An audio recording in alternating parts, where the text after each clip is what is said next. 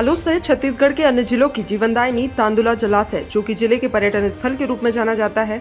इस बांध की खूबसूरती को देखने दूर दूर से सैलानी पहुंचते थे और मुफ्त में प्रकृति के सुंदर नजारे का लुत्फ उठाकर लौट जाते थे। जलाशय का यह खूबसूरत क्षेत्र जलाशय के कैचमेंट एरिया तथा वेटलैंड एरिया होने के चलते इस पर कई वर्षों तक निर्माण कार्य नहीं किया गया, लेकिन पिछले साल में राष्ट्रीय हरित न्यायाधिकरण के नियमों को दरकिनार कर दिया और इस बांध के तट को निजी कंपनी को किराए पर दे दिया गया, जिसके बाद आज बांध के वेटलैंड एरिया में धड़ल्ले से निर्माण कार्य किए जा रहे हैं, जिससे न केवल पर्यावरण को नुकसान होगा बल्कि अब बांध के अस्तित्व पर भी खतरा मंडरा रहा है। पूरे मामले में प्रदेश उच्च ने स्थानीय लोगों व पर्यावरण प्रेमी सहित विभाग की मंत्री से बात की, जिस पर इस निर्माण को लेकर सभी आपत्ति जताते हुए नजर आए हैं। मुझे इसकी जानकारी प्राप्त हुई है, मैं उसके पूरे तथ्य निकाल रहा हूँ, कौन कौन उसमें सम्मिलित है और कहीं न कहीं से उसमें तत्कालीन राज्य सरकार भी सम्मिलित है। जैसा कि आपको जानकारी देना चाहूँगा कि तांदुला जलाशय पे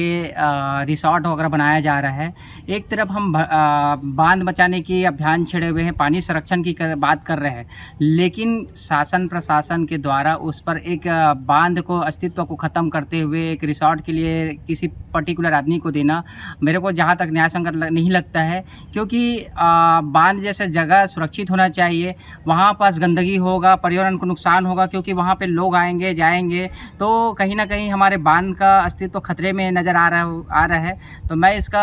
एक विरोध भी करता हूँ और आने वाला समय में इसको शासन प्रशासन ध्यान दे और इस तरह से फिर से किसी को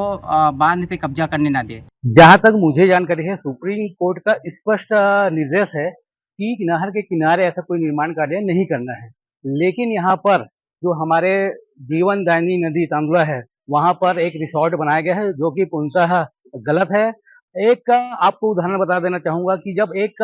गरीब आदमी एक तालाब के किनारे जब निवास करता है तो उनको एक प्रधानमंत्री आवास भी आता है, तो उसको आवास बनाने की परमिशन नहीं दी जाती। तो यहाँ पर तो जो जीवनदायिनी तांदुला है उसमें इतना बड़ा रिसोर्ट कैसे बन गया, ये प्रशासन पर प्रश्न चिन्ह है। और मैं ये भी कहना चाहूँगा कि उस समय तत्कालिक कलेक्टर कुलदीप जो शर्मा थे, उनकी भूमिका भी संदिग्ध है, जिनकी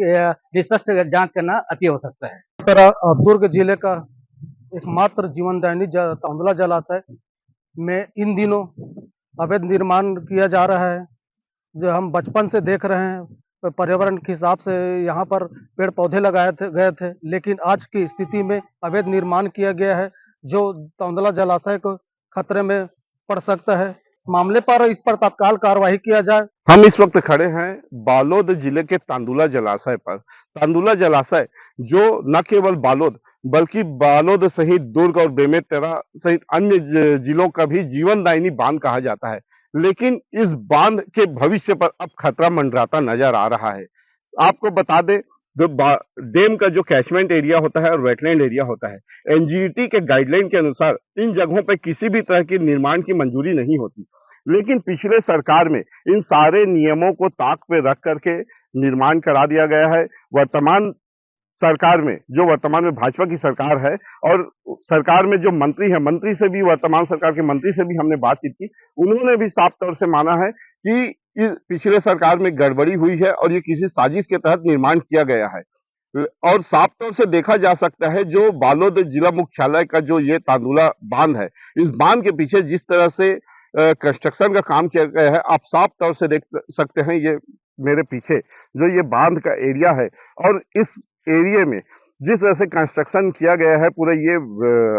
वेटलैंड एरिया है और कैचमेंट एरिया भी है, क्योंकि यहाँ पे पूरी तरह से जब बारिश के दिन में जब बारिश होने के बाद पूरा डैम पर जैसे जैसे जल स्तर बढ़ता है, ये पूरा एरिया जलमग्न